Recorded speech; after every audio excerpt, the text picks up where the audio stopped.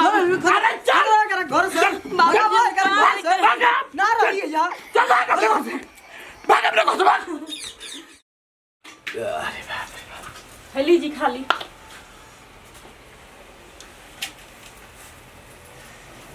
खा के देखी दलिया कैसा हो बा। अब तुम खा लो ना हम ना खाए, हम अपन बाद में खा लेम। अरे खा लेना पागल खा लेम रह का ओकरा चिंता में पड़ रहता है इस दिन भर हेडा के मर जीबू चुप रही। पूरा घर परिवार हेडा के मर जाई। अरे खाई ना महाराज खाई। ऊ जन मैले भी अपन देखी हाँ कह तो दहनी अपन देखी पी के ढिमलाई रहेलन आज ना तो काले देवे के न पड़ी बुद्धि विचार हुआ है नहीं खे मैंने हम कहे दे काहे देम हां बाद में लगिन कह का हम तोहरा के ना कोई नी हम तोहरा के होई ना कोई नी आ एला तो खैर करेलन लेकिन बाद में इहे गीतिया लगिन गावे तब लोग को समाजो कही का बाबूजी बाबे नु बाबूजी तो खुद पसंद ना करेलन खुद उनका लइका चाहिए यही के डर हम परेशान रहता नहीं तो ऐसन करी कि परेशानी कपार पर से हट जाओ। हाँ कहीं बाबूजी के सिखाई समझाई ऐसे चल जा जाके पुरानका जन डेरा बन ऊपर रही लोग ठीक है नु रही उ लोग अलग रही लोग अपन के हेजा रहल जाई। अगर वो जी रहती है पुरनको डेरा पर तो गांव घर टोल मारलन तरीका कही कि अपन भईवा कल कर तो कहां भेजम हम लंदन भेजम का बतिया पहले काहे ना सुने से बाबूजी के नाम हंसाई हुई कि देखो फलाना अपने बेटा के अलग कदम लड़की भइल बैस तो ऐसा दिमाग लगाए पड़ी ऐसा बाबूजी के दिमाग में बात रखे के पड़ी ताकि वो ऐसा दिमाग लगा बस कि जिले बाहर खा जा सन आ जब एक बार बाहर कदम निकाल दे सन ओकरा बाद बाबूजी से कोई देखी बातें नहीं के करे के ब्लॉक कदम हम बढ़े ठीक बा ओकरा बाद खुदे अरे सालों भर के तो बाद है सन कहाँ भाई 1 रुपया नहीं खसा देले खाता उता कुछ ना देवे दे पैसा भेजबो करे तो ना देवे दे 1 रुपया नहीं देले साल भर से हमार हई लेके करत तो एकरा के काहे हिस्सा बखरा दी अपन जाओ के करो तो देखी कि बियाह शादी करो ई दिमाग दू को लड़की जन्मा देले बढ़िया है लोग के नु कपार पर कबो कहली कपड़ा नहीं खे हई नहीं खे हौ नहीं खे अपन ही के नु बड़ा करे के पड़ता जब करत रहनी भैया जी तब करत रहनी अब तो बखलाई रहनी हाथ गोड़ तूर के बैठ गईनी और ऊपर से कबो के उसे मंगा के एक पैक मारियो लेनी उ पियकड़वा के तो चेहरा ना देखल जाए यही काहे बुढ़ापा में ओकरा कौन शौक जागल हटे पहिले कितना करत रहलन बाप रे बाप घर खातिर मरी हन एगो घर में हमनी के रुपया खर्च ना होई ज्यादा चिंता फिर हम ना खाई का रोज अल्लाह ना का तू हो गल चिख ले लो हां अरे का हम तारे कहीं हम ना खाई आओ दुको खा लो ना जी ना खाई हम रोटी खइनी है चूल्हे पर से उतार के 2 रोटी खइनी है ई कोई चिंता तू मत रख पकड़े हां मत रहनु जब कपड़ा पर बीती नु तब पता चली बुझली कि ना मत रहो। अरे सुनो आज चलो जा हॉस्पिटल में जांच करा लिया अब चुप रही है ना हमारा कपार पर एकदम बोझा रखाई बटे और हम मजाक सुनता जांच करा के बाबूजी को खुशखबरी दे ताकि और बाबूजी खुश हो जाए तो जल्दी निकल दिमाग का बहुत डर लागता। एक बात बताई डरो मत बाबूजी के जोन सपना बने के ना तो नाते होई। अच्छा चल ठीक बरुआ खा ली हम आवत नहीं देख के कि छोटकी का करती जा जो ये कुल तोरा कामे बाटे के कहवा जाता के बड़ी बार ओवर ब्लाउज काटे बैठल बिया बीर घाट काट दी तब जाके देखो तनी कि नीमन काटी कि ना काटी तो कहले कि दीदी सिए या सिए ले नु तो गांव भर के चाची लोग के देवे के पड़ेला खाना के बनल तू हां खराब बका खाना तोरे लेके स्वादिष्ट बाटे चल ठीक बा हम जाते हैं देखे का करत या ना तो रउआ से बतियावे के चक्कर में ना हमार ब्लाउज के धजिया उड़ा दी कुछ चाहिए तो चिल्लाए ना बाबूजी के कह देनु कि संजी के खसी के मीट लाई ठीक बा तोहनी के मोय होई जियान को कर सुन तोनी के ए सुनी तो नहीं आई तो नहीं आई का हो गई बैठ दे जा पहले का हो बोलो ओ का कर दे दिन भर सुते एक बम को लइके दिन भर कचे कचे अंगना में के धरता समय को बनी काम करेला सही बात कहत रिश्ते दाल भात खाए से ने ओने गिरा के कह देता सन मैं छीट भी के धइले रहता सरे जहां बुझाता उनका तो को जब देखो तभी ऊ करते रह उनका कुछ बुझाते नहीं खे ओनेरिया ऐसा छिटाई रहता सन के हमने से ना हो हम सब कर देता नहीं उनका कहे के बता करने तो समझाई उनका कि ठीक ठीक है कहत रिश्ते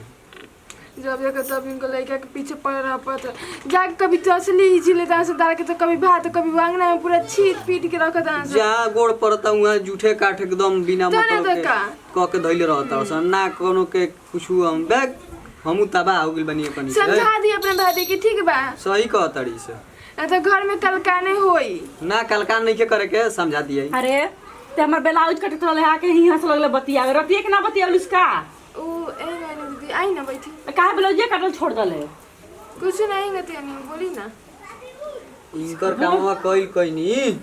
बुझाइल ठीक बा दीदी का चाहतिया अरे कहत का भी सही है कहती है हमारा लेख लेखा पे लागत की का बोली ना कहत नु कि एकदम तबाह कइले रहत सन उनकर लइका फइका अरे मत झूठ पूछ काठ बाप जने रे। दिन भर छिया ले तो कुछो आपस से घर हो खई वाला बका दिन का होई अब हम तो साफे साफ ब्लाउज काटत रहला सिया मुझे से बिया के भाग गईनी ह कब सुई छुअता सन कब कैंची छुअता सन कब धागा कब सिलाई मन त कत मारी करे खूब काबली औसन नहीं में तो ठीक रही चलती तब औसन हम कह दें दीदी हम ना करे मुझे रोना करे के तो करे तो मना कर दे ठीक बावे नु के कर दे बस थारे हां हैं के कर दे ना कहनी उनका तन को नहीं के बुझा अपन रूम में चुपचाप रहनी अपन करसन जवन जियान करे के आ कर कहत नहीं कि खोप खा के मर जी है सन मरी है सना हमनी के मर जाई जहां जे कुछ हो जाई तो लगी ना छरंग लगावे का कि मरत टेटस हो जाई झूठो कि के मरत दवाई के हाथ गोड़ टूटले बाटे हमरा बच्चों के गली के जान से मार दली तो ए बाबू कुछ वैसा उपाय करे के नु कि जैसे को टिकटे काट देबे के एक नंबर के बात कहलु अब के ठीक कहते दीदी कोनो उपाय ई भइल बात के बात कोनो उपाय सोची उपाय के कमी बा बिया दिया एकदम का कहत यो बस सही को तो छोड़ के चल जाओ उ बिया दिया बेचैन क दिया यहाँ से 4 आना रुपया के मुहाल क दिया हां मर तो लंगड़ बड़ रही मैं जब करत रहल तब अब का करे अब का कर ले दारू मंगाओ तड़े वो कहाना बेच के तैयार हो, चलो ना पारे नहीं हां देखो देखो तो ये करे के ये कह जा तैयार भलू हो हम तो कब के तैयार हो गनी जी चलो चलो चलो चलो सड़िया चेन ना करी उहे सड़िया पहन लेनी है हाउ वाला अस्तिये तुनु पैसा ले लू है पैसा हमरा लगे बाकी रोगा पुखटिया में बा अरे हाँ कहां से तनी बाबा जी तारा हर चीज जाना जरूरी बा आय काट टोकत रहलू फिर बीच में बार बार तू नौटंकी लगा के धरेलू कुछ नहीं कहां जाते नहीं मत पूछो आ त जी कागज लेके तनी लेके आओ। जा तो कम से हमर लड़की के तनी दवा बाजार उजार नहीं जात बाजार नहीं जाते इज्जत जाता नहीं जरी है ए चलो ना का कर लगलू भाई ओकरा खातिर दवाई लेते आई चल छोड़वा छोटे से मंगा लिया हमने नहीं जात झोरवा हो बा ओ में बा चला ए छोटी सुन तनी कहानी वहां से नहीं कि मानत में तनी छोट के हमर बेटी के तनी दवाई लेते आई अब कहां जाता नहीं लेके कहां ना से छूटत नहीं के अच्छा ओने कहीं होई डॉक्टरी त ले लेम दवाई तो मार्केटे में जाता रे पैसा होखे तो दे दी हमरा लगे पैसा नहीं खे अब उनका से कम तो मारा ही लगी हन अभी हमें फिर नहीं कि हम पैसा के जुगाड़ करके तोरा के दे देवे नहीं ठीक बा देखेम डॉक्टरी होई तो लेते आ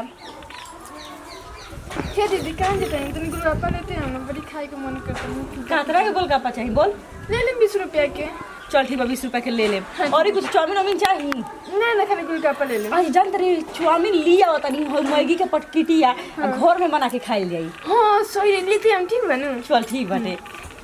आ तनी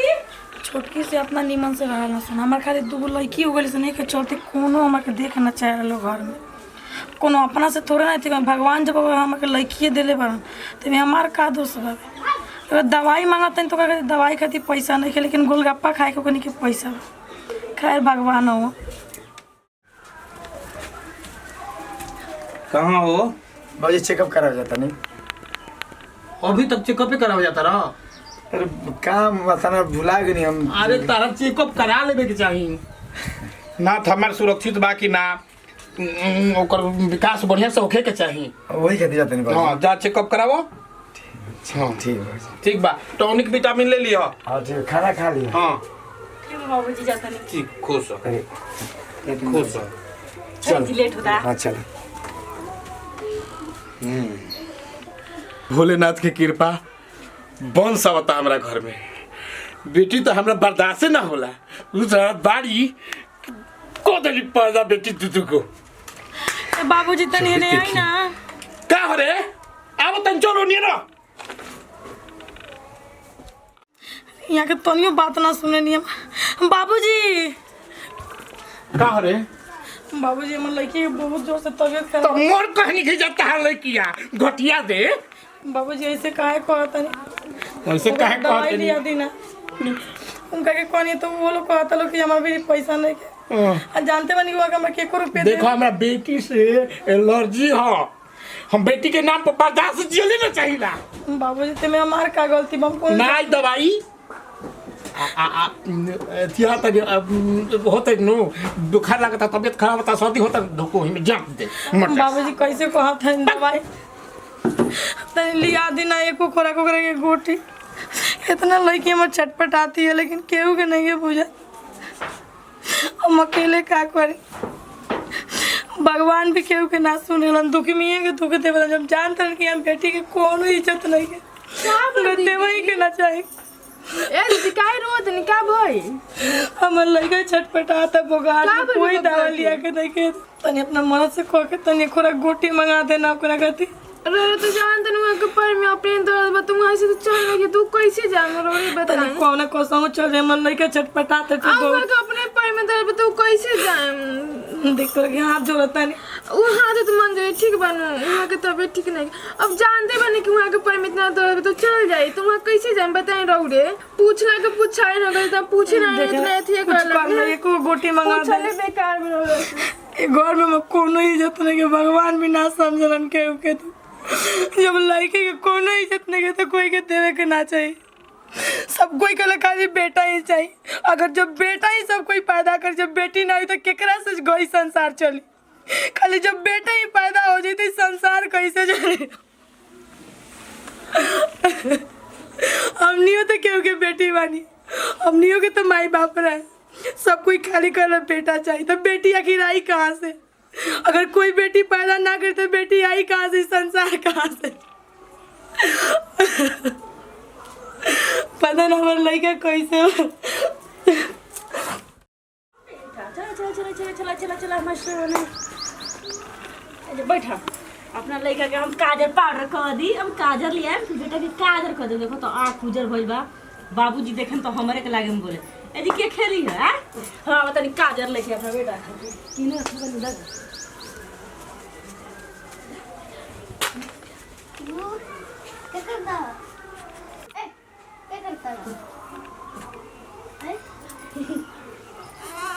अरे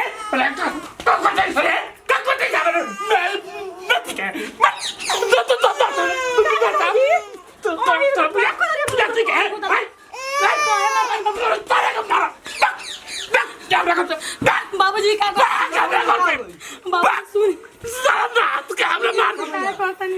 तू भाग का भइला का भइला बताइए क्या बोले दीदी? जो हमरा तबे का बेटी मारा तो होती है के करेगा बबुआ के बबुआ के मार दे बस परान में नाम तो परान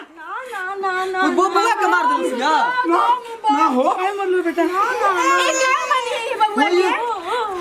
चलो बाबू चलो पहले अरे चल कर घर से बाबा भाई कर घर से ना रही है यार चल भाग अपने घर से भाग सब हाथ में दे। हम कहते नहीं भाग हम कहाँ जाए हम कहते जब भाग कोई जो हट हट चल बाबूजी हमारे के दिलाई का लगे ना रोज रोज के नाटक चल चल चल आज मर रहा अरे भाग घर से भाग बाबूजी जहाँ मर्जी तहाँ निकल बाबूजी तनी मुनी ना बाबूजी ना हम कहाँ जाए अरे जा बाबूजी गइलु हने कनु चल बाप रे बाप देखो बेरा हाय भगाई बाबूजी हमर करेजा का टुकड़ा हमर बच्चा का पर बेटी मार देला। हम देखा नहीं हो बाबू बता तो जब देखो तब ओकर छोकरी मार देती है ओकर बेटा समझुड़ा ओकर बेटी समझुड़ा जम का बताओ तो पापा काटी खा चबा जाइए दादा हैं बताओ तो कर लो कि जब देखो तब हमरा लड़के के मार देती है बेटा नहीं कि तू ही से थे कहले दीदी ठीक है भाई चलो अरे दादा बोल सा हमार करेजा के टुकड़ा चल घर में चल चल चल